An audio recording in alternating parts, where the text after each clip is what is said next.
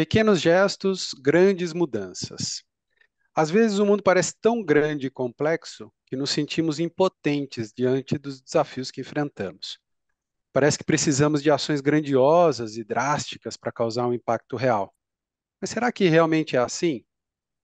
Talvez a verdadeira revolução esteja nas pequenas coisas, naquele sorriso para um desconhecido na rua, na escolha consciente de um produto sustentável, na doação de algumas horas do nosso tempo para uma causa social. Quando agimos de forma consistente e persistente, mesmo que em pequenas doses, geramos um efeito em cascata que pode se espalhar por toda parte. Não precisamos ser heróis ou líderes mundiais para causar um impacto positivo. Basta agirmos a partir do que está ao nosso alcance, com consciência e determinação. Estamos de volta para mais um Debate no Café. Eu sou o Thiago Pierosi. Eu sou o Márcio Oliveira. Hoje a gente vai falar aqui com o Eduardo Zugaib, o grande Edu Zugaib. Ele vai poder se apresentar depois, contar um pouquinho da nossa história, inclusive, também. E a gente vai debater aqui sobre um tema bem interessante, que é a revolução do pouquinho, entender o que significa isso e mais, entender como isso pode impactar nas culturas organizacionais. Tá bom? Aproveita aí a nossa vinheta agora, aproveita já para seguir o debate no café, deixar seu like, compartilhar, tá bom? E tomamos um café?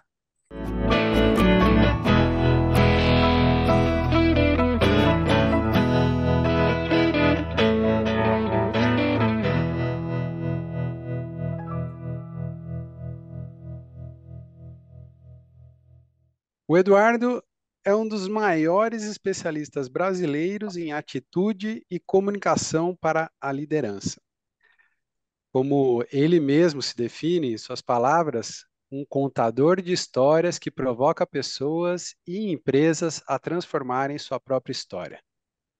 É best-seller corporativo e conferencista em nível nacional. Autor dos livros A Revolução do Pouquinho, O Fantástico Significado da Palavra Significado, O Humor de Segunda a Sexta e Plano de Trabalho para toda a Vida. Eduardo, seja muito bem-vindo ao Debate no Café.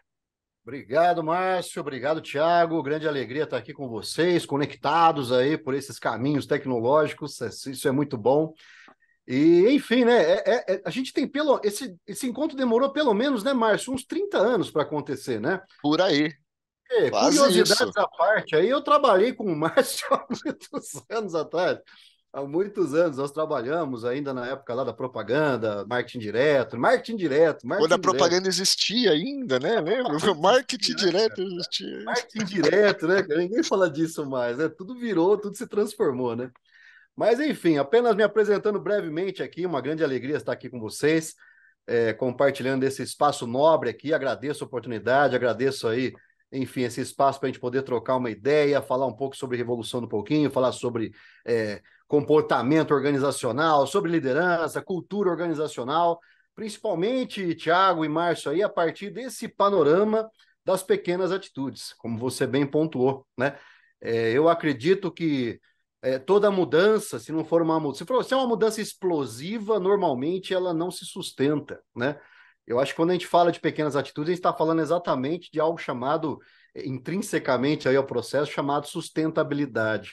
Construir uma transformação que seja, acima de tudo, sustentável, né? Há muitos clichês que a gente vê por aí, né? Ah, o foguete que não dá ré, aquela coisa toda, tal, né? Que realmente eu concordo. Mas o foguete, se ele não for sustentável, ele explode. É simples assim. É O simples assim. Musk que o disse, né? Porque o dele Nossa, já deu ré e explodiu, inclusive. então, se o foguete não tiver sustentabilidade, ele explode no meio do caminho, né? Então, é importante a gente entender, né, que toda a construção de excelência, ela passa pela recorrência das atitudes, passa pela regularidade. Quem está falando isso não é Eduardo, é um cara um pouco mais velho que a gente aí, chamado Aristóteles, né? Esse cara já falava muito sobre isso, sobre a vida, uma vida de excelência ou uma vida virtuosa, como se falava à época, é uma vida construída sobre o hábito recorrente, o hábito da virtude, o hábito do valor positivo. Então, tem até aquele pensamento atribuído a ele, né, que diz que a excelência não é um ato, é um hábito. Então, isso que a gente trabalha quando fala de revolução do pouquinho. Eu sou hoje, praticamente aí, eu trabalho, já vivo há 10 anos de educação corporativa. Antes disso, eu trabalhei durante 18 anos aí, né, no mundo do marketing, da propaganda. Foi nessa época que eu conheci o Márcio. Eu, além desses livros que você citou, Tiago, eu tenho outros 3 livros que foram lançados entre 2006 e 2011, que são livros paradidáticos, que foram lançados pela editora Melhoramentos. E livros que até hoje, né, curiosamente, apesar da distância, já tem quase 20 anos já da minha primeira incursão literária, são livros que até hoje são adotados em algumas escolas aí espalhadas pelo Brasil, para abordar os chamados temas transversais da educação, que normalmente versam sobre comportamento, autoconhecimento, relações sociais, enfim, aquele software humano que muitas vezes as matérias não conseguem alcançar pura e simplesmente com a sua base de conteúdo. Então, o contador de história nasceu dessa experiência profissional, que hoje chega a 35 anos. Eu completo 50 anos esse ano, e mais 35 anos de trabalho.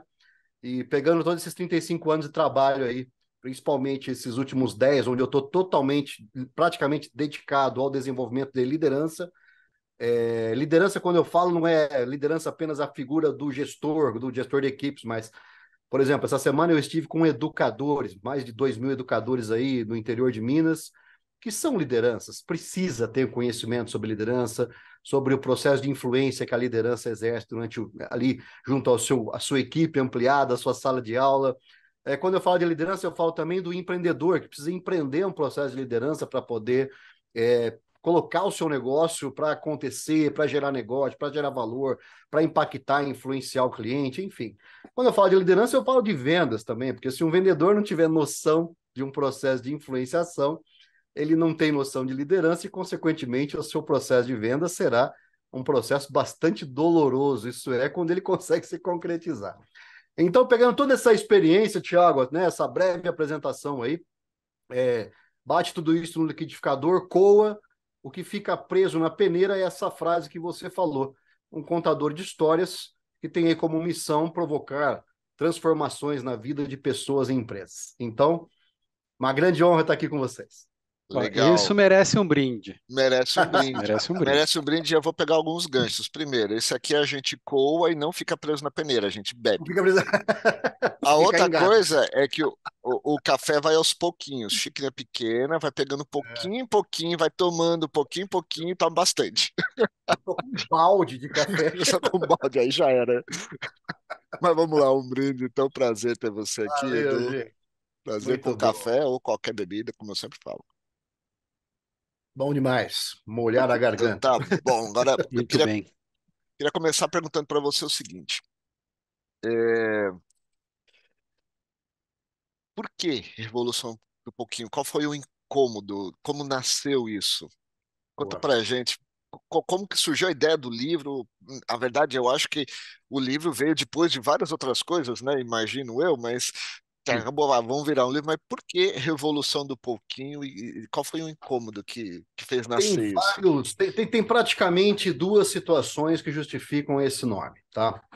A primeira é que o próprio livro foi construído aos pouquinhos. Ele foi construído a partir de textos que eu produzia semanalmente. Na época, eu estou falando aí entre 2005 e 2008, 2011 mais ou menos ali, foi praticamente a grande massa de textos que tem na Revolução do Pouquinho, foram artigos que eu produzia semanalmente e que publicava em jornais aqui da cidade, publicava também em outros periódicos por aí, jornais impressos, né? É bom frisar isso, né? Porque o bom de você escrever para um jornal impresso é que, apesar que tá começando a entrar em escassez de jornal impresso, né? Até esses que eu escrevia já é tudo digital agora. Mas o bom do jornal impresso é que você tinha um compromisso que você não podia deixar para lá, né? Sexta-feira o editor ligava e falava: olha, e aí, já mandou o seu artigo?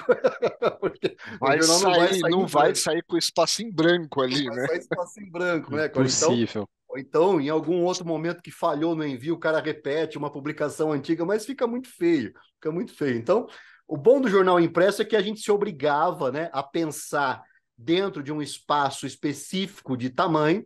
Eram 2.200 caracteres com espaço, não era nem mais nem menos, você tinha que pensar e conseguir trazer essa ideia dentro de 2.200 caracteres. e, ao mesmo tempo, essa obrigatoriedade, essa regularidade de publicar semanalmente. Bom, isso é a parte, vamos chamar assim, processual, tá?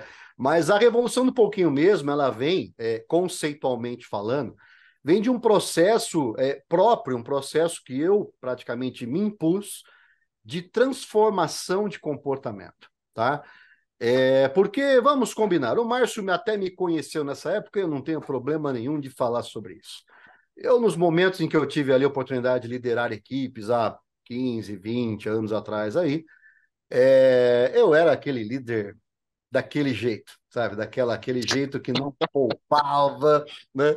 Passava o trator em cima, né? Simplesmente não tinha o menor apreço, assim, né? Entendia que o resultado acima de qualquer coisa era o que deveria se justificar e não importasse o quanto de choro e ranger de dentes que tivesse pelos corredores para que se atingisse esse resultado. Eu falo isso Não sem nenhum importava as problema. madrugadas, né?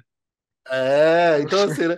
Então, muita gente, muito choro e ranger de dentes, cara, sabe? Então, e aí, mas uma coisa que eu percebia também, mas assim, isso era de certa forma modelado, e aí o Márcio pode até me ajudar a validar isso, né? Porque a gente vem de uma geração formada ali praticamente nos anos 90, né?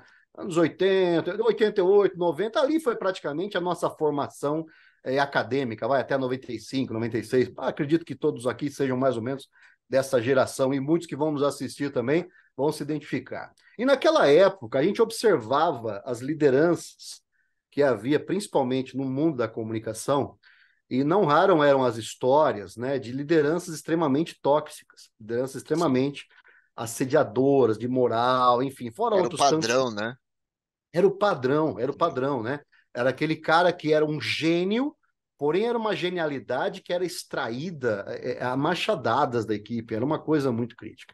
E muita gente acabou se modelando enquanto liderança, observando essas lideranças, né, que nos precederam, e aquela coisa, bom, é assim então que a gente fica bom nessa área, é assim que a gente fica famoso, que a gente se torna bem-sucedido nessa área, e aí tendia a repetir esse modelo.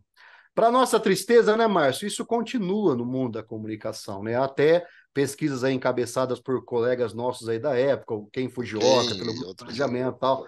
Tem a pesquisa sobre assédio que soltaram aí, cara, fazendo, sei lá, 5 anos, 4 anos, né?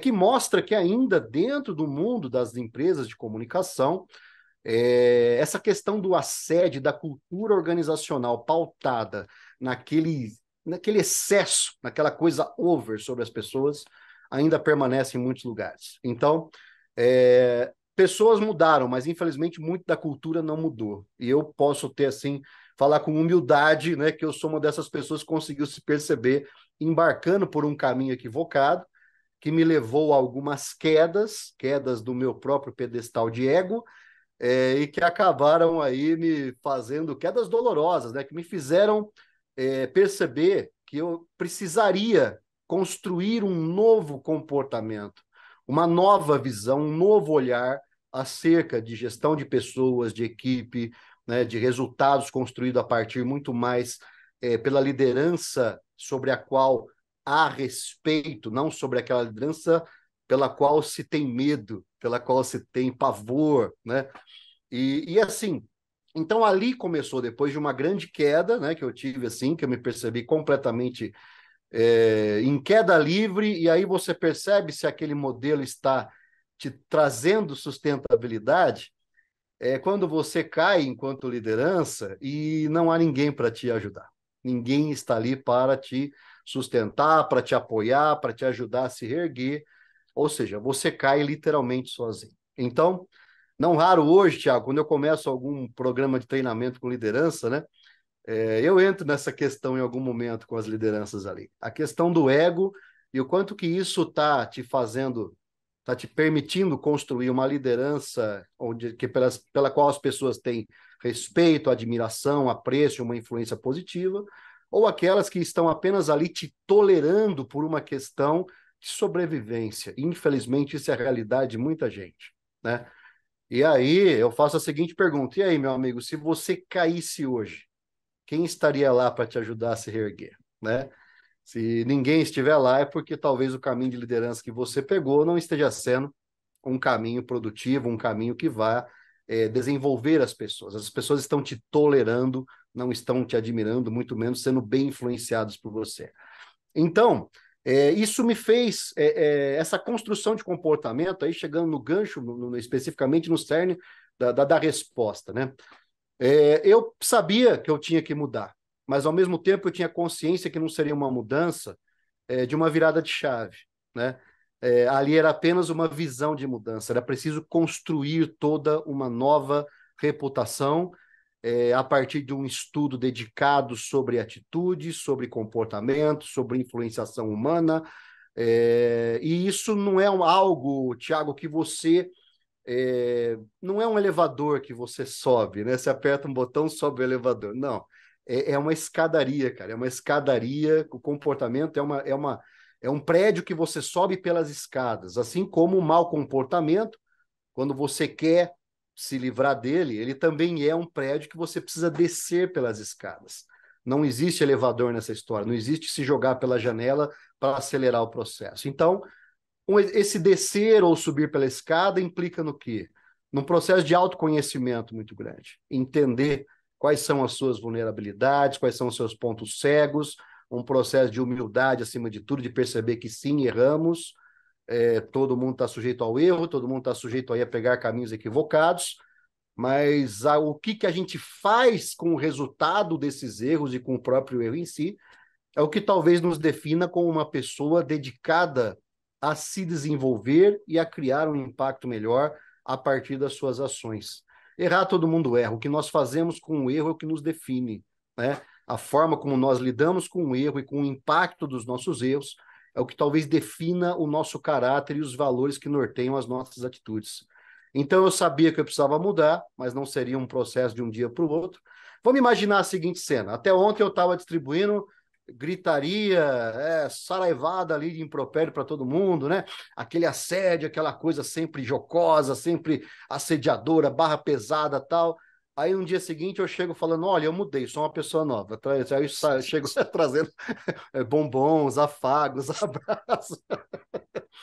Cara, as pessoas que recebem isso já te olham e falam, o que está acontecendo? O que esse cara está fazendo? O cara tá assoprando porque vai bater mais Porque ele forte daqui a pouco. quer, trouxe presentinho, porque vai sobrar alguma coisa aqui. Ele tá alisando, se o cara tá adoçando é porque vem porrada por aí. Então, isso implicou também, gente, não implicou assim a consciência da derrota, de que naquele ambiente onde eu já havia acabado com o ambiente, eu não conseguiria fazer mais nada. Eu tinha que reconhecer minha derrota, sair daquele ambiente e tentar recomeçar numa nova consciência em outros lugares, né? Porque chega uma hora que o estrago é tão grande que não há tempo hábil para você tentar convencer pessoas que você machucou, que você magoou, que você eventualmente ali acabou prejudicando de uma forma ou de outra, tentar convencê-las de que eu vou ser... Às vezes não dá, você tem que reconhecer a derrota, que ali você perdeu e ali você vai ter que arcar com a vergonha daquele processo que você mesmo infligiu, assumir as consequências, pedir desculpa o máximo que der, porque as pessoas têm todo o direito de aceitar ou não, diante de tantas, às vezes, os danos que se acabou criando, e dar alguns passos para trás, sair, procurar recomeçar em outro lugar, num novo nível de consciência. Então, a Revolução do Pouquinho, de certa forma, representa esse processo de construção de uma nova realidade comportamental a partir de uma visão de mudança, uma decisão e ação num segundo momento, e principalmente o compromisso da regularidade. O terceiro passo, que é aquele contínuo, é aquele que você precisa, é o que eu brinco na palestra, é a maçã que você tem que comer todos os dias, né? É a atividade física que você tem que ter uma regularidade para que haja uma curva de resultado que se consolide, que se torne sustentável e, por fim, exponencial. Então, essa é a gênese do negócio. Eduardo, você tirou perguntas do meu roteiro, né? Não é palavras da minha boca, você tirou perguntas do meu roteiro, né? De algumas coisas que eu queria te falar, você já adiantou, você já trouxe as respostas muito claramente. Eu acho que essa questão de autoconhecimento que você fala, ela é extremamente importante, né? E o autoconhecimento, né, como a própria expressão diz, é de um mesmo, né? Do próprio indivíduo se conhecendo. Então, agora eu fiquei pensando, como você teve esse pensamento saindo de você? Você acredita que é viável e é possível a gente de fora convencer pessoas de que elas têm que ter consciência dos erros, consciência dos caminhos que elas estão tomando e de que existe esse caminho das pequenas mudanças, das pequenas ações que elas possam fazer. E aí eu já emendo, porque você já colocou um pouco disso, mas eu quero que você, se você puder, alongar um pouco mais no tema, a persistência, né? Porque não vamos jogar da janela, caiu lá embaixo e está tudo Resolve, né? resolvido e não vai resolver, né? Então, essa persistência, no final, ela é mais importante do que só o autoconhecimento? Porque se eu tiver autoconhecimento, eu sei o que requer, eu sei onde eu quero chegar, eu sei as atitudes, mas eu também não sou persistente naquilo, fica só num A ideal, no intenção. Tá só paraíso, na né? boa vontade, né? Fica na boa vontade. Como que a gente Bom, fica nisso? então, vamos na primeira questão, então, que é você conseguir sensibilizar pessoas, né? A gente que trabalha diretamente aí com lideranças, né, já é meio que claro que dentro de uma organização, por exemplo, vou pegar o exemplo de uma organização, que seria aí o exemplo mais assim tangível até para o nosso público, né, mais assim fácil de exemplificar. Mas dentro de uma organização você vai encontrar aqueles extremos da matriz NPS, né? Você tem o detrator, você tem o defensor, tem o advogado e tem aquele que não está lá nem cá, não está lá nem cá, né? Vamos chamar esse de influenciável, né? Isso aí é legal também, aquela curva de Gauss, né? Que faz aquele desenho mais ou menos assim, né? Não, como é que é? Tô errando. Você tá assim, né? Mais ou menos assim, a curva de Gauss, né?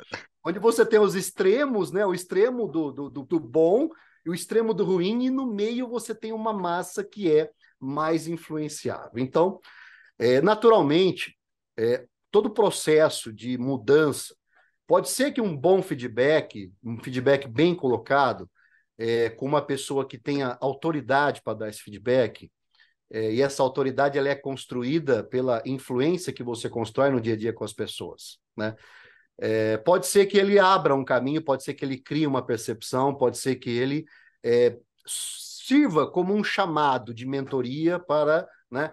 Cara, olha, talvez isso aí não seja um bom caminho que você está indo por causa disso, né? E aí trazer exemplos próprios até para você mostrar, olha, eu enveredei para esse caminho que você está vendo que você está entrando, isso aí não é legal por causa disso. Então, quando você tem assim a coisa alicerçada, até mesmo em histórias que você já viveu, e que você consegue ter um campo de relações aí boa com essas pessoas, é possível, Thiago. Eu já vi isso acontecer com pessoas assim, que receberam feedbacks, que estavam enveredando por caminhos ali estranhos, por pura imaturidade, por pura assim, desconhecimento do campo ético, do campo das relações humanas, entendendo que bastava trazer, né, brandir as espadas e trazer a cabeça do inimigo na espada, que o bom resultado estava consolidado. Enquanto isso, terra arrasada, né? Em volta só terra arrasada, né?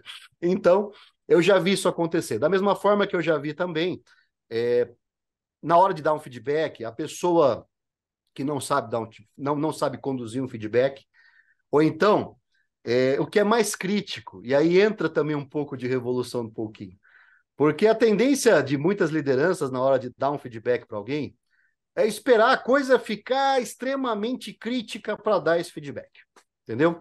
Ou então deixar passar um período, um ciclo inteiro de desenvolvimento para dar um feedback. Eu vejo Chega, isso. essa foi a gota d'água, né? Essa foi a gota d'água, mas nossa, né? Aí eu vou Mas dar o feedback. tá tudo bem, né? Porque Aí ninguém você dá havia. o feedback que quer que a pessoa mude no mês seguinte, né? Então agora você tem que mudar. Exato, Então tem que ser exato. no dia seguinte, já tem que mudar. Você já tem o Mas feedback, sabe aquele você já professor, sabe sabe. aquele professor, sabe aquele professor na escola, lá no, vou falar, né, ginásio, que talvez seja a nossa realidade aqui, né, mas o ensino fundamental, o ensino médio, né? O professor que só te dava a real para você lá pelo terceiro, quarto bimestre, lá que ele avisava que você iria perder o ano, né? Você já não tinha mais tempo hábil de poder correr com aquilo, né? Então, é a mesma coisa que você faz as provas, mas você não dá o resultado das provas, você deixa o cara voar, navegar um voo cego dentro da organização ou dentro do seu processo de aprendizagem. E na organização, que é onde isso acontece, né? Ah, Vamos dar as devolutivas da avaliação de desempenho. Aí o cara da avaliação de desempenho, ele vai ver que tava tudo aquilo que ele fez aquele ano, cara, foi totalmente fora do que era esperado. Então, a revolução do pouquinho, dentro dessa regularidade, trazendo ela para a liderança, prega o quê? Você precisa estar presente com as pessoas. Você precisa acompanhar o desenvolvimento, acompanhar ali as dores, as angústias, né, da sua equipe, porque é ela que vai, de certa forma, te ajudar a produzir bons resultados, né? Se você apenas entender, e isso é muito comum, gente, é muito comum, porque o cara conseguiu passar por um processo de seleção, por um processo de recrutamento, e está dentro da organização, e cai naquele pecado. Não, ele já sabe o que ele tem que fazer, né? Ele já sabe o que ele tem que fazer, eu não preciso ficar lembrando toda hora, não preciso ficar elogiando o acerto, porque não faz mais que obrigação, isso é um grande erro. Tem sim que pontuar o acerto, tem sim que validar o acerto. Não é por uma questão de bajulação ou de qualquer outra intenção que seja, mas uma questão de você estabelecer marcos regulatórios de qualidade para o trabalho das pessoas. Quando um elogio é bem feito, bem colocado, e principalmente ele não é um exercício de bajulação, mas um exercício de validação de algo real, né? Você está reconhecendo algo que a pessoa sabe que fez, que você sabe que ela fez, que a equipe reconhece, e você vai lá e valida isso publicamente, de preferência. Você estabelece, lógico, no primeiro momento, aquela massagem no ego, quem não gosta, né? Mas logo que baixa um pouco essa adrenalina do ego, o que vem é aquele sentimento de que, poxa, a partir de hoje, que isso foi reconhecido publicamente, ninguém espera de mim menos do que isso, né? Então você vai estabelecendo um marco regulatório de qualidade para a pessoa aí se aperfeiçoando a partir daquilo que já foi. Olha, legal, cara, você pulou 2 metros, agora vamos tentar pular 2 metros e 3 milímetros, vamos tentar pular 2 metros e 5 centímetros, vamos tentar ir subindo essa régua de um jeito sustentável, né? Você dá a oportunidade da pessoa se desenvolver de um jeito legal, de um jeito com apoio, de um jeito ali com a equipe trabalhando a favor. Agora, o que se vê de feedback é aquela coisa, né? A palavra feedback já causa pavor nas pessoas no dia a dia. Fala a verdade, né? Você tá lá no trabalho e tal, chega o seu líder e fala assim, vem cá que eu preciso te dar um feedback. Nossa, cara, quase tremer, cara. É o termo bonito em inglês para chamada de atenção, Chamar de bronca, né? atenção, né, Ou cara? para não falar a palavra Tipo feia aqui. layoff, né? Tipo layoff, né? Facão, facão, galera. É o facão correndo, né? Layoff, é facão, mano. Né? Então, assim, são palavras que, por serem, pelo ato que está representado nelas, serem tão mal feitos, acaba criando essa repulsa nas pessoas. Viram palavras gatilhos negativas, né? Precisamos fazer uma reunião. Nossa, cara, a galera já fica em pânico, né? Aí você vai e surpreende as pessoas para fazer uma reunião onde você vai colocar os resultados positivos, o avanço de cada um, validar, apoiar, dirigir. As pessoas ficam até atordoadas, porque na grande maioria das empresas elas não estão acostumadas com esse tipo de ambiente de apoio, né? Porque tem muita liderança que ainda está liderando, infelizmente, nos anos 80, anos 90, né? Liderando naquela perspectiva IUP, que era aquela que a gente falou agora há pouco aqui. Resultado acima de qualquer coisa, não importa quantos cadáveres fique pelo caminho. O que importa é eu levantar meu leão de cane lá depois, né? Levantar o meu troféu, levantar o meu prêmio, né? Não importa quanto sangue eu deixei pelo caminho. Então, essa perspectiva, né, é uma luta de empresas que têm aí a perspectiva de desenvolver lideranças sustentáveis que vão abarcar toda essa diversidade geracional que hoje a gente tem no mercado de trabalho, a diversidade comportamental, a diversidade de gênero, tudo aquilo que hoje está no mundo aí, está compondo o mundo e precisa ser compreendido para se tornar convergente dentro de um terreno ético, né? Um terreno de respeito, um terreno onde aquela diversidade vai representar a força criativa daquele grupo, capaz de entender, dar respostas também na medida da complexidade que o mundo do cliente também se apresenta, né? Então, você ter uma equipe que é toda homogênea, né, para tentar responder para um mundo que é totalmente heterogêneo, você não vai conseguir atingir essa complexidade. Então, diversidade não é só palavra de moda, palavra de ordem, palavra panfletária, não. É uma questão de sobrevivência para um mundo que se torna cada vez mais complexo, né? Então, e aí, Thiago, aí assim, então aquela coisa, é possível? É, mas o líder tem que ter credibilidade, tem que ter reputação, tem que ter capital moral.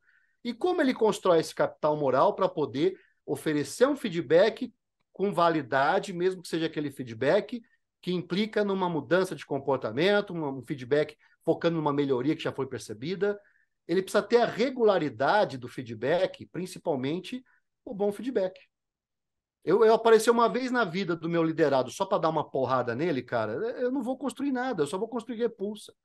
Agora, se eu estou acompanhando, se eu percebo que eu estou ali, eu estou ajudando ele a desenvolver a sua autonomia, a sua capacidade de entrega, eu também estou deixando, estou assim, ampliando a autonomia dele na medida também que eu descentralizo questões que estão ali todas comigo, né? Eu estou, como liderança, também estou deixando de centralizar certas coisas, ali ajudando as pessoas a se desenvolverem no seu nível de autonomia, no seu nível de responsabilidade, melhorar ali o seu accountability, a sua capacidade de assumir o problema, né?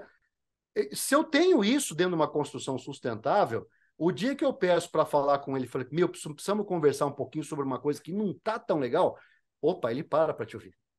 Ele para te Claro, ouvir. Né? claro. Agora, se a gente simplesmente, não, deixa o cara num voo silencioso, num voo mudo, entende que ele sabe o que ele tem que fazer, eu não tenho É, que elogiar ninguém, não tenho que validar ninguém, não fez mais que obrigação, aí quando eu chamo ele para conversar, é para dar uma catimbada, meu amigo. Então, os dois processos acontecem, vai muito de quem pilota essa nave, entendeu? O Edu, a gente já começou a falar do mundo corporativo. Agora, vamos tentar entender um pouquinho. Eu queria ver a sua percepção sobre isso, o que você tem encontrado por aí.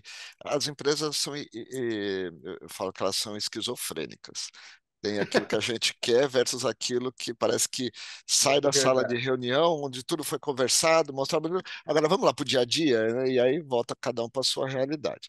Ah, quando fala revolução do pouquinho e todo esse trabalho com liderança, a gente está falando de desenvolvimento. Isso leva Sim. tempo e dá Ou, trabalho. Levar tempo e dar trabalho, eu acho que são coisas que a alta liderança da empresa, e eu queria falar agora de alta liderança, não só de liderança, sim, são duas palavrinhas que acho que a alta liderança da empresa não gosta muito. Ela quer coisas rápidas, ou seja, que dão menos trabalho, que dê muito resultado, assim, resultado sim. bom rápido, né? Então, muitas vezes a gente fala de comportamento, de trabalhar a liderança, e, e eu vejo que a alta liderança muitas vezes não está sendo trabalhada, estão num outro, parece que num outro nível. Só que cultura de uma empresa, ao meu modo de entender, ela começa de cima para baixo. Apesar de eu ter escutado de uma VP de RH, um VP de RH de uma grande empresa, falando que não, a cultura está aqui, ó, o livrinho, põe lá para baixo que agora o povo tem que aprender. E aqui em Hum, cima, não, a gente que fez o livro, a gente já sabe o que é, entendeu? Na verdade, é aquela liderança tóxica que a gente conhece porque a empresa ela está olhando para o resultado. No final das contas, o que vale é como que está o EBITDA, vendeu, bateu, é. como que está o acionista. Então é isso no fundo que conta, né? O resto não interessa. O resto a gente fala para parecer que é bonito, para dizer que faz, porque agora fala de ESG, agora fala de um monte de coisa, então a gente tem que dizer que tem. Mas na prática tem esse gap. Então, quando a gente fala de alta liderança, como, como, como que você tem sentido?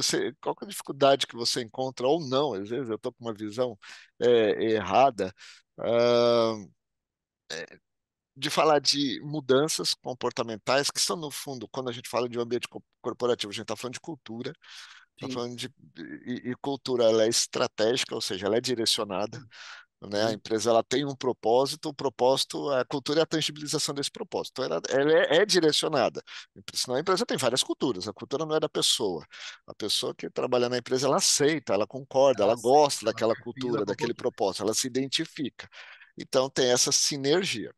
Agora, como fazer isso assim? Porque é um mundo esquizofrênico, principalmente nas grandes corporações, né? Bom, como que eu vejo essa questão, Márcio? A alta liderança está lá olhando para o futuro da empresa, olhando para um horizonte mais amplo, enfim, também está de olho no resultado e tal. Mas assim, ela pode até ter uma cultura aspiracional. quando ela senta lá com o seu conselho, com as lideranças ali táticas, tal, que são mais assim alinhadas àquilo que se pretende construir, e ela vai desenhar ali quais são que os nossos valores, a nossa visão, a nossa missão, né? Vai se nortear. Mas tudo isso é muito bonito. Você pode até... O duro é que às vezes... tem empresa que contrata uma agência de propaganda para escrever isso. O propósito tá aqui, nosso não é slogan. Eu conhecia como slogan, conceito. Era o conceito de comunicação. Faz uns valores legais aí para a gente colocar no nosso site lá, porque a gente não tem tempo de discutir isso. Bom, se esses valores, mesmo que sejam aspiracionais por parte da alta liderança, tá? Que normalmente, né, vamos pensar em empresas que já estão aí num processo de profissionalização. São valores que conversam com a história da organização, com os seus idealizadores, com aqueles que fizeram a empresa lá atrás acontecer, nascer, e com toda a mudança que veio, acabou em algum momento precisando profissionalizar o quadro, porque entendeu que a partir dali criou-se um gargalo, era preciso trazer gestão profissional, porque a família já não estava mais dando conta, a família estava se matando dentro da organização, e aí se precisou criar, consolidar uma diretriz. Mas é aquela coisa, né? Se isso que está expresso lá nos valores aspiracionais, bonitinho no site, bonitinho naquela placa de aço escovado na recepção, sabe? Que bacana para impressionar a visita, né? Mas isso está muito bonito lá. Mas se não é percebido no comportamento dessa liderança, esquece. Tá? Esquece, tá? A alta liderança, ela norteia e ela pode tentar cascatear isso para a média liderança, certo? E aí, na média liderança, que é um grupo muito mais numeroso, né, você vai encontrar diversas perspectivas pessoais, diversas intenções pessoais ali dentro. Algumas vão olhar para essa cultura, vão tentar replicar, outras vão olhar para a cultura da entrelinha, vamos chamar assim, né, que é aquilo que não está declarado, mas é o que é praticado, e vão se apropriar disso e vão fazer disso uma grande força no dia a dia. E aí você começa a diluir a sua média liderança, construindo aquilo que a gente chama de feudalização, né? Você vai ter literalmente um Game of Thrones dentro da empresa. Você vai ter literalmente, cara, você vai ter aqui diversas empresas com o mesmo nome, tá?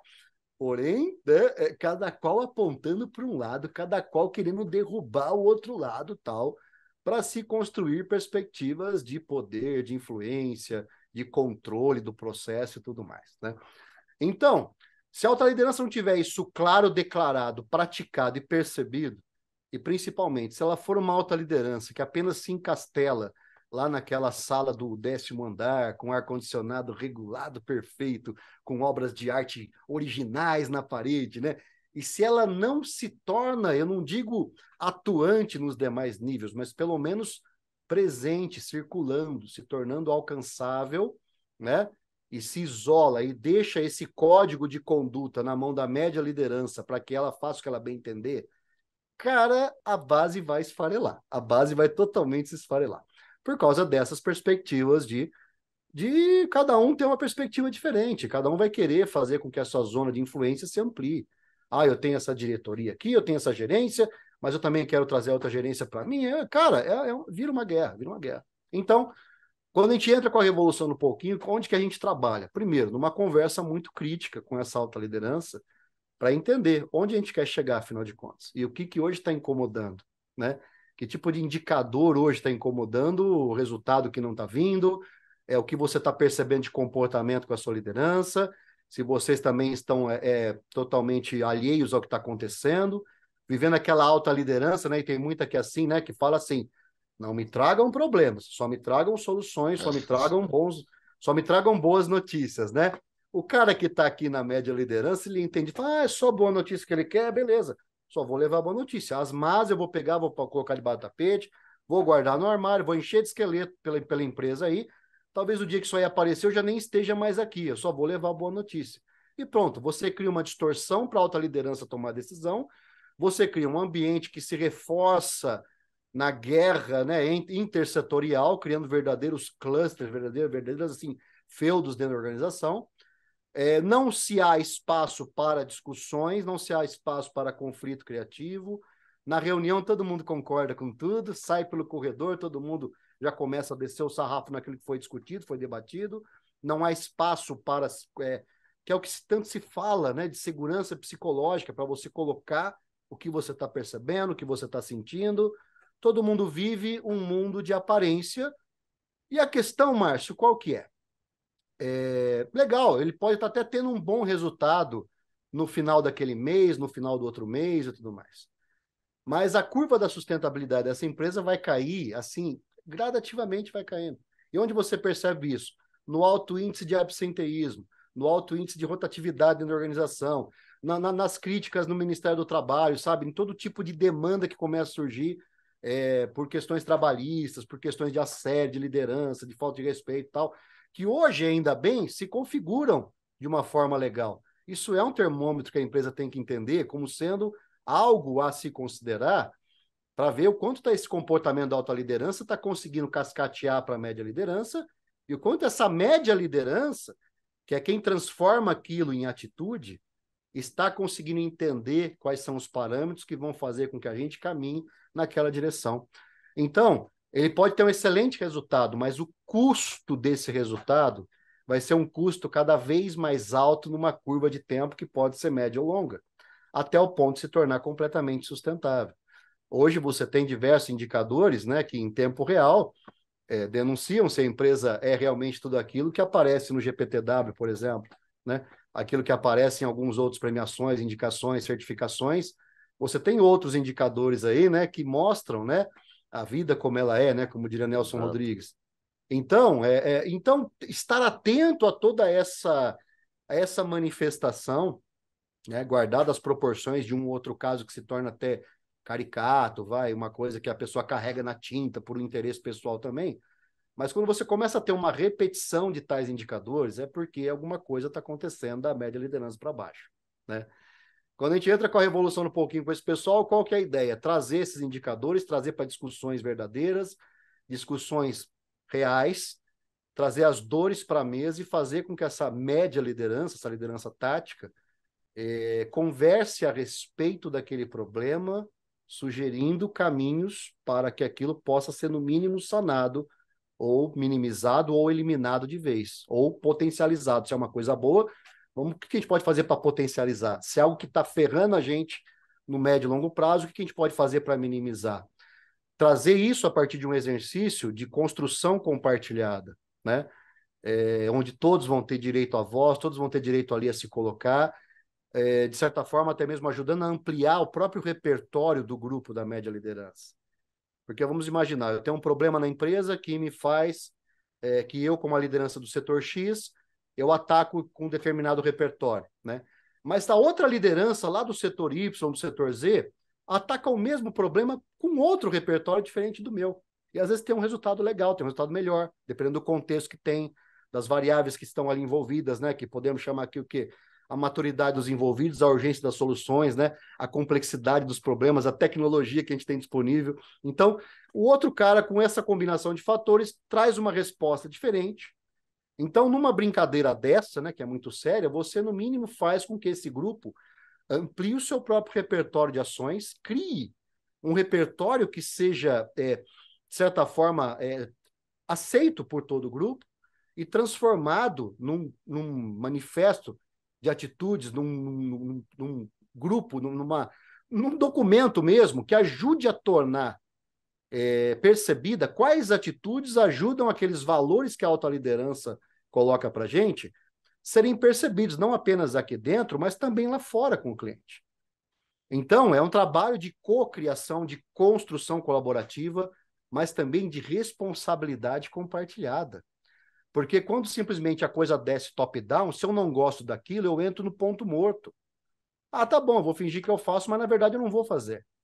Eu não vou fazer. Mas quando eu participo da construção da atitude, me ajuda a mapear essas atitudes, que ajudam a tornar tangíveis, percebidas, aquela visão da autoliderança, e eu faço parte porque eu assino esse manifesto, a base, né, a liderança operacional, o pessoal da execução, vai perceber que pelo menos o grupo de liderança tem um ordenamento, tem uma cultura que é construída, que todos ali fazem parte, não tem guerreiros solitários ou ou reinados ali que sejam independentes. Todos ali, de certa forma, fazem parte dessa construção.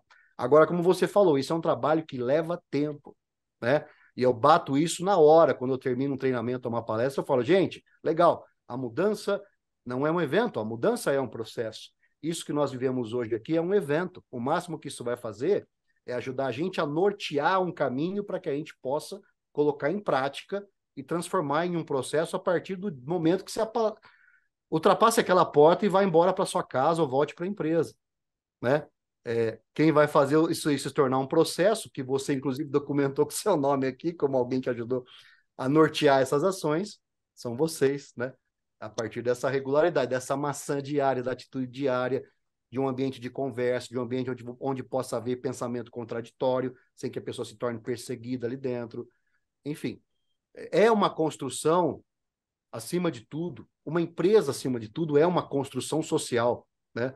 É uma construção de comportamento que, se você não nortear, cara, ela vai nascer, vai florescer, vai apodrecer, talvez muito mais rápido do que poderia continuar aí no mercado, continuar se perpetuando. Quantas organizações que surgiram, né, dentro desse movimento explosivo, sem respeito à construção social que existe ali dentro, e acabaram simplesmente evaporando. Botou dinheiro no bolso de um ou outro, mas o rastro de desgraça que deixou pelo caminho talvez seja um pouco maior do que o lucro. Exato. Isso Não, é sustentabilidade, cara. Isso é é, sustentabilidade. aliás, falando, você vê aqui agora, falando de Não sei se eu consegui sustentabilidade, responder, Márcio. Eu procurei dar todo um desenho aqui de como funciona essa provocação, né? Com a alta liderança, com a média liderança, impactando, influenciando o comportamento da base. Só fechando aqui, se a base olha para a média liderança e percebe um grupo totalmente desconexo, sem qualquer tipo de diretriz, de norte, de conversa pactuada, cara, nós somos aspiracionais. A gente olha para o alto, exatamente. para cargos acima, e a gente pensa assim, poxa, eu também quero me desenvolver, eu não quero só permanecer na função que eu estou, eu quero me desenvolver. Isso é aspiracional do humano. Aí lá na base, o cara olha para a média liderança e percebe assim, nossa, meu chefe sai da reunião, já sai descendo o pau no cara da sala do lado, já sai falando que não vai fazer nada do que foi falado lá, já traz isso. Cara, eu entendo aqui na base, do nível de maturidade que eu tô, que, poxa, é assim que cresce aqui dentro. E eu tendo a repetir o modelo. Então fica uma coisa que chicoteia de baixo para cima, de cima para baixo, de baixo para cima, de cima para baixo. E a proposta é, vamos parar e entender quem nós somos, qual que é a nossa história que nos trouxe até aqui, e o que precisamos fazer de uma forma sustentável, pilotando essas atitudes, uma vez que a empresa pode estar crescendo organicamente, crescendo estruturalmente, mas se nesse crescimento, se não for um crescimento sustentável, câncer é uma coisa que cresce de forma insustentável. Pois é. Câncer é um crescimento, né? É, Câncer é um crescimento. crescer, às vezes eu questiono o que significa crescer numa empresa, né? Você deu o exemplo do câncer, né? A O gente que fala é país, sucesso, né? o que é o sucesso? Ou Sucesso, tem cara. país Para que cada um, né? cresce. A gente está vendo aí caso de país que está querendo crescer na base da guerra, né? Na base da destruição. Cresceu, e daí? Entendeu? Não é Qual o crescimento, é inchaço no custo, máximo, né? é Ser inchaço. sustentável, qual o esforço, né? O esforço desse crescimento. Acho que isso que muitas empresas. Tem empresas que gostam de. A gente tem um indicador quando fala de relacionamento experiência do cliente, né? Que é o CS, Customer Effort Score, né? Que é você mede o esforço do cliente se relacionar, seja nos seus canais, comprando seus produtos, enfim, você mede o esforço para tentar diminuir o esforço do cliente. E às vezes Diminuiu o as atrito. empresas têm, diminuir o atrito, e às vezes as empresas têm um esforço tão grande para ter um bom resultado, porque olha só a questão financeira, mas você falou, né, assim, às vezes você tem um bom resultado financeiro, mas a custa um custo humano muito É grande, muito e alto. isso não é Muito alto. sustentável, no final das contas, a conta não fecha, por mais que o número do balanço seja alto, a conta não fecha, né? Por mais que Porque o se maqueie, propósito não é só Márcio, por mais que se lucro. maqueie isso aí, o pessoal distribui isso, joga pelas gavetas, espalha esse custo Sim, marginal, vamos chamar assim, cara. Isso vai deteriorando, vai apodrecendo a empresa pela beirada, entendeu? é. Por isso que Então, propósito tem que ser além do lucro e não pode ser um slogan. Que você muda todo ano. Mudou o presidente, agora vamos mudar o propósito, vamos mudar o slogan. Não. Edu, deixa eu te perguntar, né? Te ouvindo e nesse caminho todo, né, que a gente tem construído dentro das empresas, e na própria vida, né? Você também fala, você sempre traz motivação, você fala de autoestima, você fala de ambição. Inclusive, tem uma frase no teu livro que fala: motivação é meio, não é fim, é processo, não é resultado. Eu achei fantástica a frase, né?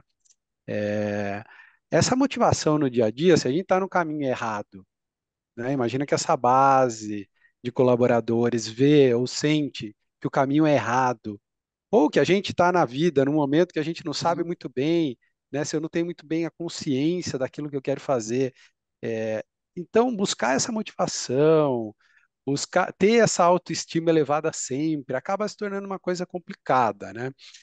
E eu imagino que as pessoas que fazem parte, e você também comenta disso no teu livro, né? Quando a gente tem aquelas pessoas em volta da gente que nos ajudam, que nos apoiam, isso vai fazer diferença, né? Sim. Inclusive até tem um estudo muito antigo que depois o Facebook refez esse estudo, que vai falar do tanto de pessoas que a gente tem, né? Que a gente pode alcançar estando, né? As conexões que a gente tem.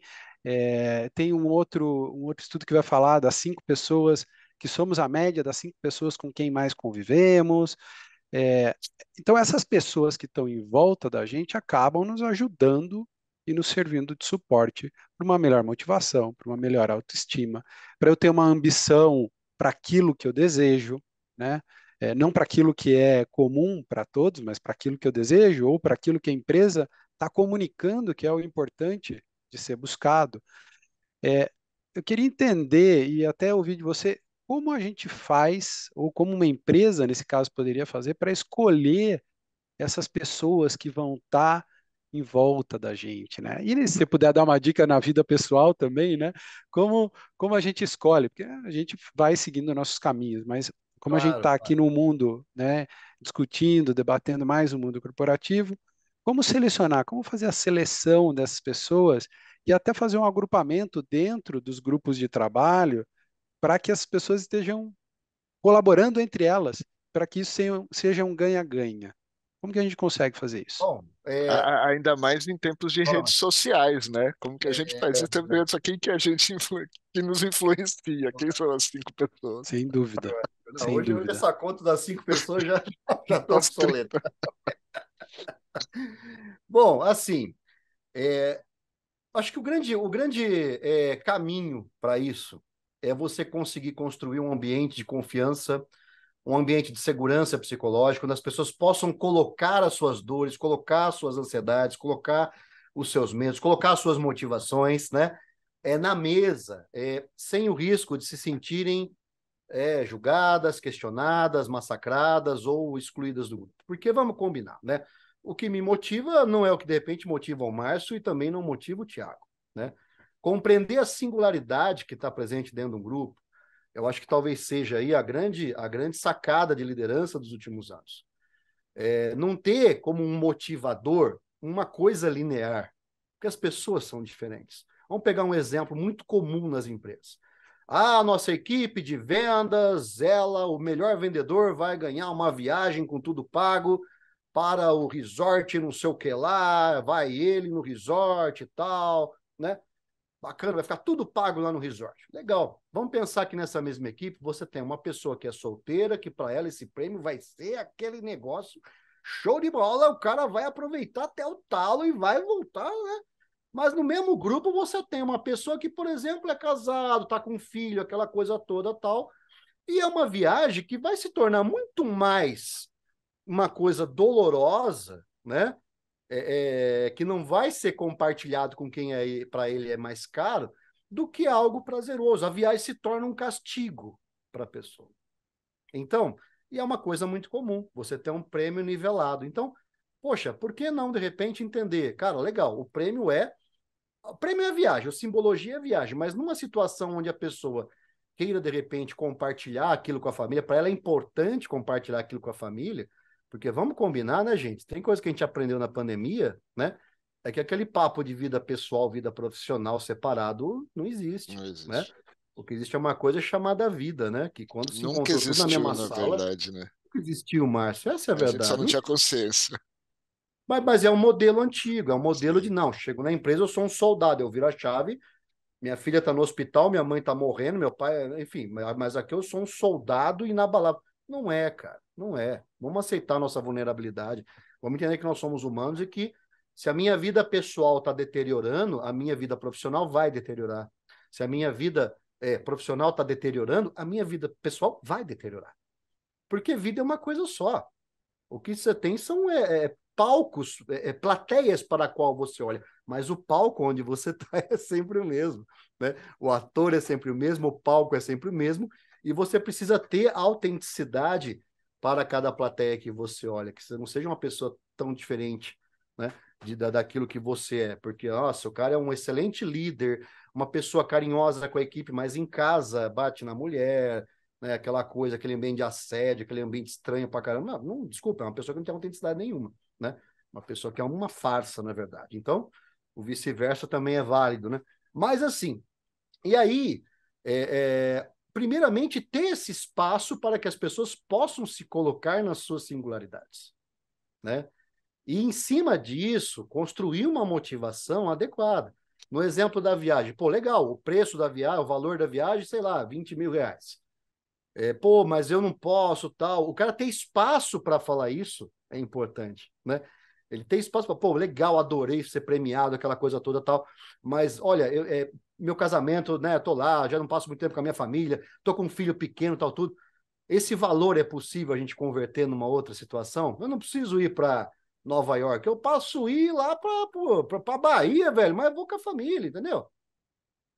Ou seja, né, equacionar a partir dessas singularidades ali aquilo que vai tornar a conquista ou o prêmio algo prazeroso. Não pode se tornar um problema na vida do cara. Pode se tornar um problema na vida da pessoa, entendeu? Então, essa conversação que eu acredito que seja fundamental, né? Para que haja espaço de segurança psicológica, espaço que as pessoas possam se colocar, sem julgamento, sem questionamento, mostrar ali o que te incomoda, o que não te incomoda, e não simplesmente aceitar as coisas goela abaixo, né? A fim de atender o desejo do grupo ou do chefe, né? Então, a liderança que começa a olhar, que é o que a gente chama de liderança empática, uma liderança um pouco mais humanizada, começa a olhar além do crachá, começa a perceber que se a pessoa estiver num conflito entre trabalho e vida pessoal, esse conflito vai abalar os dois, não vai deixar só o trabalho ou a vida pessoal abalada. É uma questão de tempo para que ambos desçam a ladeira, né? Então, e assim, com base nisso, né, gente, tentar, né, o máximo de conversa. Resumindo, Thiago, a palavra, eu até fiz um post esses dias lá, cara, né? Fiz uma brincadeira lá, falei, qual que é o segundo pior problema da sua empresa, da sua liderança? Né? Porque o primeiro eu já sei que é comunicação, né? O primeiro eu já sei que é comunicação, isso é uma coisa que vira lugar comum quando eu vou fazer diagnóstico nas empresas, conversar, fazer aquele trabalho de levantamento de necessidades para um treinamento, uma intervenção, eu já jogo na cara, falei, e aí, me fala aí, qual que é o segundo pior problema? Eu falei, por que o segundo? Porque o primeiro eu já sei, é comunicação. E agora o segundo, como é que isso aí está reverberando depois desse primeiro que está mal equacionado? Qual que é o segundo? É resultado? É engajamento? É absenteísmo? O pessoal não está vindo junto, né? O pessoal está todo meio perdido aí no dia a dia. Eu tenho uma empresa com 1.000 pessoas desmotivadas. Meu time inteiro está desmotivado, né? Imagina, uma empresa com 1.000 pessoas desmotivadas, cara, não é o problema. O problema não está nas 1.000 pessoas. O problema está na liderança, meu Deus do céu. O problema está na liderança, sabe? Então, tem que ter espaço genuíno para se apontar o dedo. Por isso que muita empresa aposta na figura do consultor nessa hora. Porque ninguém ali dentro vai ter esse espaço para botar o dedo na ferida sem se sentir penalizado depois. Então, a figura do consultor, a figura a figura externa, né? Aquele maluco que chega, né, muitas vezes, né, descabelado, aquela coisa toda, e chega falando que o rei está nu, ele é necessário para poder ir quebrando essas barreiras de ego, dentro de um exercício respeitoso, evidentemente, né? Aí a sacada do nosso trabalho qual que é? Você conseguir fazer isso de um jeito ainda respeitoso com as pessoas. Exatamente. Fazer de um jeito escancarado, como eu já vi muitos colegas, infelizmente, fazendo, né? apenas julgando as pessoas, né, sem entender o que tem naquela composição, é uma coisa muito fácil, né? É uma coisa muito fácil. Então, assim, fazer isso de um jeito que seja respeitoso, organizado, colaborativo, co-criativo, e que a própria intervenção que você faz sirva de modelo para ele levar para o dia a dia dele com a equipe. Espaço de conversa, espaço semanal para entender como é que foi nossa semana. Vamos pensar em termos de metodologias ágeis, né? O cara fazer a vida um eterno sprint, Sprints. Né?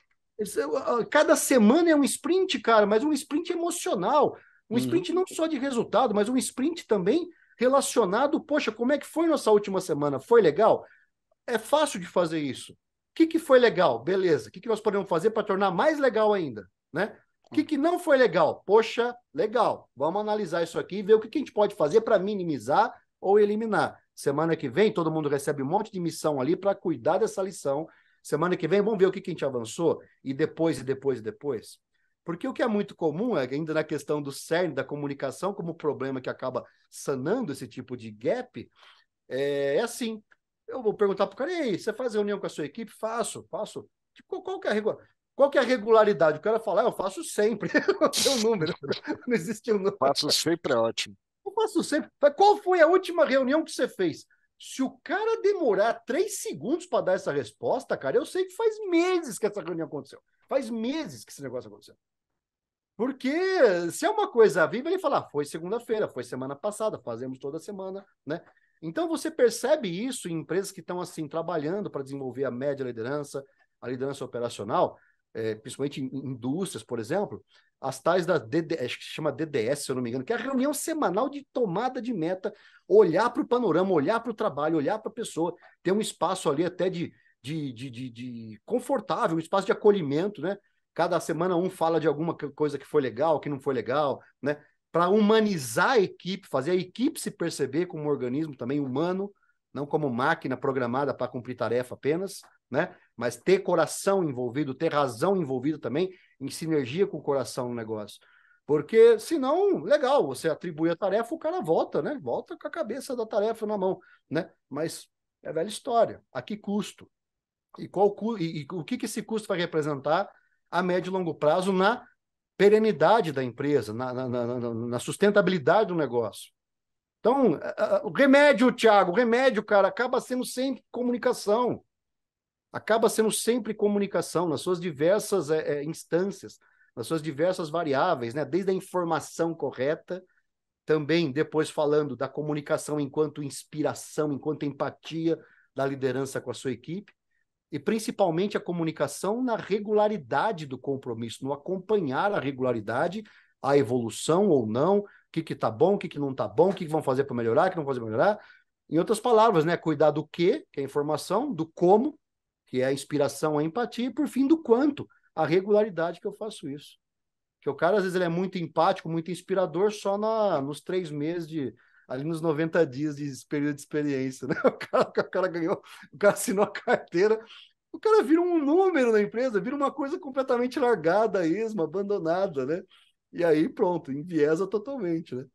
Então, enfim, gente, tem muita complexidade. Isso aqui é um assunto que a gente consegue escavar, sabe? E sempre vai estar saindo coisas. E tem um insight aqui, ó. Você que está escutando a gente, quer implantar a metodologia ágil, OKR, Daily, Weekly, todas essas coisas aí, Squad e tudo mais, vai fazer formação disso, mas lê também Revolução do Pouquinho, ó. Revolução do Pouquinho ajudando a a implantar gente entra na metodologia ágil e OKR. A gente entra, Márcio, a gente entra até ali, ajudando a alicerçar a execução desses processos no seu aspecto comportamental, entendeu? Trazendo a parte comportamental que muitos às vezes não olham a parte comportamental. Tem lá a meta, tem o quadro, tem o Canvas, tem tudo bonitinho e tal, mas e o que faz? Tem um hardware, mas o que faz esse hardware rodar? Tem que ter software. Tem que ter habilidades, inner skills, né, soft skills, tem que ter essa sensibilidade e esse desenvolvimento de maturidade da liderança, num exercício de apoio. Exercício de apoio mútuo, né? Todo mundo se ajudando, todo mundo, enfim. O projeto é um só, galera. Somos todos diferentes, mas todo dia de manhã, cada um sai da sua casa e nos reunimos em torno desse problema para resolver isso e entregar isso no mundo lá fora. O que costuma acontecer quando você começa a organizar? E aí vem a questão também, que vai um pouco aí ao encontro do que o Thiago perguntou lá atrás. Mas assim, conforme você vai organizando esses processos em torno de valores claros, declarados, praticados e percebidos, aquele que não coaduna com esse valor, ele começa a se revelar de um jeito muito contundente. Ele começa a aparecer de um jeito cada vez mais, né? Batendo de frente, não aceitando a mudança, não aceitando. E aí vem as várias instâncias, né? Você convida o cara para pensar um pouco diferente. Convida ele, coloca os valores na mesa, dá um feedback, dá um realinhamento, dá uma mentoria. Cara, esse é o nosso desenho. Isso é o grupo que está desenhando. Vem junto com a gente, né? Ah, não quero, não quero, não quero, porque não tem nada a ver. Pô, se ele chegar à consciência, autoconsciência, se ele chegar à consciência que aquela empresa, aqueles valores não tem nada a ver com ele, cara, isso já é muito bom. Isso é excelente, porque dá a ele a chance de recomeçar em outro lugar, Sim. dá à empresa a chance de não ficar investindo em algo que não vai mudar, e não significa que tem certo ou errado nessa história. Nem ele, nem a empresa estão certa, São nem errado. escolhas, né? Nada. Exato. São escolhas, Sim. são valores diferentes, são culturas Sim. diferentes, e que bom que eu percebi que não tem a ver comigo. E cada um Né? sendo feliz para o seu lado. Exato. Edu, no sprint aula de hoje, eu fiquei responsável pelo KPI tempo. Então, infelizmente, a conversa está espetacular, muito boa, mas eu já vou aqui me despedir de você, depois eu deixo o Márcio falar, deixo você fazer seu fechamento, tá? Já vou super te agradecer, um baita de um episódio, mais uma aula aqui que a gente atingiu outro KPI, que é compartilhar conhecimento. Parabéns pelos livros, sobretudo a Revolução do Pouquinho, que a gente falou bastante hoje. E muito obrigado e parabéns aí pelo trabalho. Bom, a Revolução do Pouquinho, né? Contando aqui novidades, né? Tá em revisão, tá em revisão. Ele foi lançado há 10 anos, esse livro, Thiago, entendeu? E assim, pô, você tem um livro que versa sobre comportamento. A gente fala comportamento, né? O senso comum olha para esse livro e fala, nossa, um livro de motivação. Mas não é motivação, porque a motivação é muito mais o processo aí envolvido. É um livro de autoliderança, é um livro de autogestão, um livro de autoconhecimento, né? Com focos à construção de mudança ou adaptação à mudança, porque vamos combinar, a maioria das mudanças que a gente enfrenta não é a gente que escolheu. Ninguém escolheu. Então, ninguém escolheu pandemia. Você escolheu? Eu não escolhi, mas veio, a gente tem que. Né? Então, a maioria das mudanças que a gente acaba tendo que entrar com um ponto forte ali de inflexão são aquilo que no livro eu falo que é a mudança que abraça a gente, né?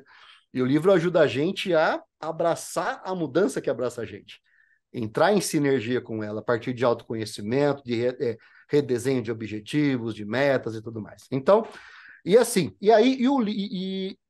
10 anos de trabalho, tendo a Revolução do Pouquinho como um material que acabou se tornando um material que a empresa compra para presentear a liderança, para processo de desenvolvimento, para leitura compartilhada. Eu vou fazer um trabalho agora no próximo mês com o GPA, um grupo de estudos o Fórum do Livro, né? Vai ter lá 50 lideranças lá que a gente vai estar discutindo o livro juntos, né? Vendo ali os pontos que chamaram atenção, que não chamaram atenção. Eu tenho vários exemplos de organizações assim que já compraram o livro para fazer esse processo. E a edição revista ampliada e reorganizada está vindo aí, né? Que legal. 10 Parabéns. anos, e aí virá com um incremento de todo o aprendizado que foi aí percebido ao longo desses anos todos, né? Enfim, virá com muito mais potência essa próxima edição. É a mesma edição, eu nunca mexi numa palavra desse livro em 10 anos, né? E ainda assim ele é perene, então tem uma força muito grande, né? Para a construção de cultura, para a pessoa física ou para a pessoa jurídica, não importa, né? Eu tenho leitor nos dois pontos aí. Mas, então, para mim é muito prazeroso isso, Thiago. Depois de 10 anos, você perceber que uma aposta, né, que nasceu de um processo pessoal de transformação, que você conseguiu documentar, colocar ali o aprendizado em pílulas construídas semanalmente, que se tornaram um original, que foi depois ordenado, e chegou no mercado aí, do mercado editorial corporativo, foi percebido como algo que pudesse ajudar tantas pessoas, né? E ter 10 anos de trabalho ininterrupto praticamente em cima dessa estrutura, e agora chega numa versão turbo. Rapaz, isso é bom demais. Muito bom. Essa versão turbo com certeza vai ter um monte de revolucionários do pouquinho que foram Ai, sendo cara, meu, criados ao longo desses 10 anos, né? eu aproveitei esse início de ano, né? Que início de ano, para a área mesmo, treinamento é um início de ano é meio morno, né? Uma coisa meio parada, né? E eu já tinha começado essa revisão antes da pandemia, para você ter uma ideia. Quando o livro completou 5 anos, eu falei, vou fazer a revisão dos 5 anos. Cara, eu fui ter tomar agora, falei, cara, já está fazendo 10, né? E o livro continuou, na pandemia ganhou um impulso muito forte, porque é aquela coisa, né? Diante de uma desgraceira toda como a gente viveu, né? Por onde você começa? É pela pequena atitude, é pela fração que você observa, isola e percebe como sendo realizável naquele dia, naquele metrinho quadrado de futuro que todo mundo tem aqui na frente, onde você vai Sim. colocar a sua próxima atitude, o seu próximo passo.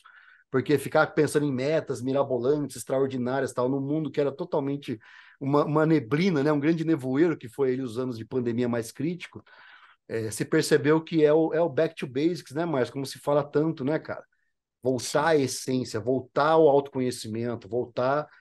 E lembrando que se eu não tiver autoconhecimento, nenhum processo de desenvolvimento se consolida de um jeito bom, né?